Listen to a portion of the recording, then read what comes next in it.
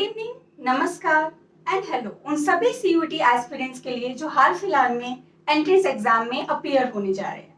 आज की वीडियो एक ऐसे टॉपिक पर है जो एग्जामिनर्स का फेवरेट टॉपिक बन गया है। Any guesses? Yes, you are absolutely right. The topic is reported speech.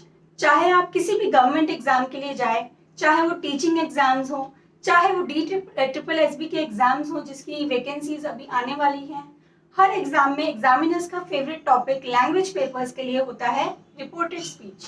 तो आज हम रिपोर्टेड स्पीच से रिलेटेड 2 सबसे ज़्यादा डिफिकल्ट क्वेश्चंस को देखेंगे, अंडरस्टैंड करेंगे और उसके पीछे कॉन्सेप्ट को समझेंगे, जिससे कि एग्जाम में ऐसा कोई भी क्वेश्चन आए तो आप उसे एक्यूरेटली कर पाएं।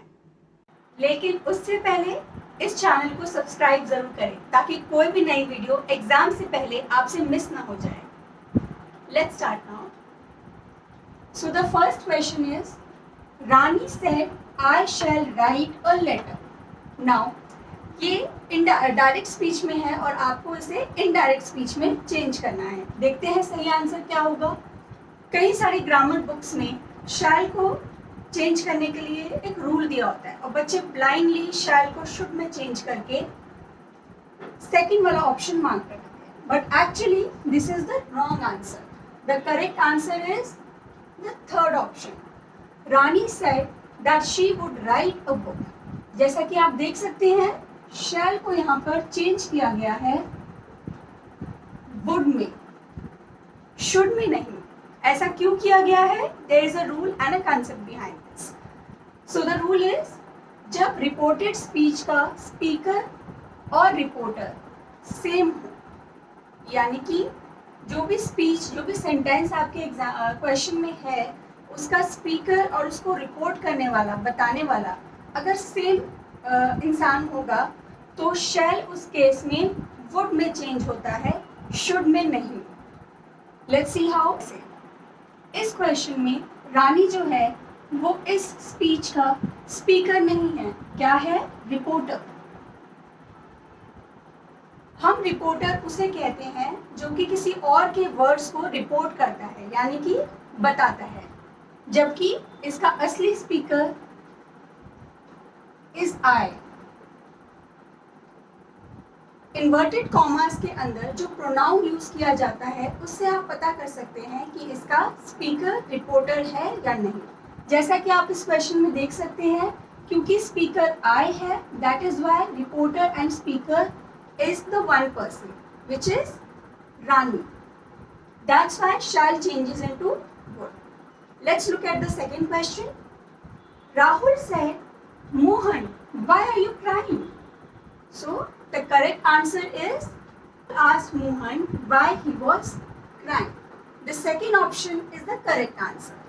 Let's see why first and third options are incorrect. First option में आप देखेंगे, क्योंकि जो हमारा क्वेश्चन है वो एक इंटेरोगेटिव सेंटेंस को डायरेक्ट से इनडायरेक्ट में चेंज करने की बात कर रहा है। सबसे पहली बात, हम यहाँ पर why was he यूज नहीं करेंगे। क्यों नहीं करेंगे? Because was is the helping verb and he is the subject.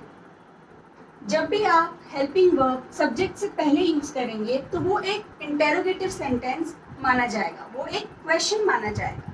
लेकिन जब भी आप डायरेक्ट स्पीच को इनडायरेक्ट में चेंज करते हैं और अगर वो डायरेक्ट स्पीच इंटेरोगेटिव सेंटेंस है तो इनडायरेक्ट में चेंज होने के बाद वो सेंटेंस एक स्टेटमेंट यानी कि डिक्लेरेटिव सेंटेंस बन जाता है। इसलिए हम एंड में क्वेश्चन मार्क भी नहीं यूज करते हैं। That is why the third question is wrong, because question mark is use and the first option is incorrect, क्योंकि हेल्पिंग वर्ब सब्जेक्ट से पहले आ रहा है, जो कि इंटेरोगेटिव सेंटेंस का स्ट्रक्चर है। So always follow this simple rule.